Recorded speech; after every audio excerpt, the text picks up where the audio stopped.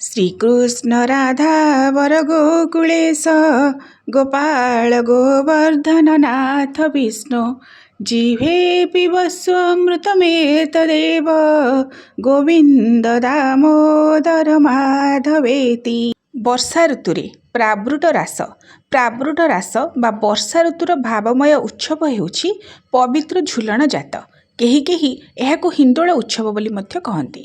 ଦ୍ୱାପର ଯୁଗରେ ପୂର୍ଣ୍ଣାବତାର ପ୍ରଭୁ ଶ୍ରୀକୃଷ୍ଣ ମାନମୟୀ ଶ୍ରୀରାଧା ରାଣୀ ବ୍ରଜ ବୃନ୍ଦାବନର ଗୋପୀ ଏବଂ ଗୋପାଙ୍ଗନାମାନଙ୍କ ସହିତ ଏହି ବର୍ଷା ସମୟରେ ଝୁଲଣ ଜାତରେ ନିଜେ ଝୁଲୁଥିଲେ।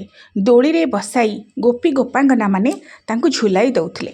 ସେହି କଥାକୁ ଆଧାର କରି ଆଜି ମଧ୍ୟ ସର୍ବତ୍ର ପ୍ରଭୁ ଶ୍ରୀ ରାଧାକୃଷ୍ଣଙ୍କର ଝୁଲଣ ଉତ୍ସବ ଅନୁଷ୍ଠିତ ହେଉଛି। ଶ୍ରାବଣ ଶୁକ୍ଳ ଦଶମୀ ଠାରୁ ପୂର୍ଣ୍ଣିମା ପର୍ଯ୍ୟନ୍ତ ଅର୍ଥାତ୍ ଝୁଲଣ ପୂର୍ଣ୍ଣିମା ପର୍ଯ୍ୟନ୍ତ ପ୍ରଭୁଙ୍କର ଝୁଲଣ ଯାତ୍ରା ଅନୁଷ୍ଠିତ ହେଉଛି।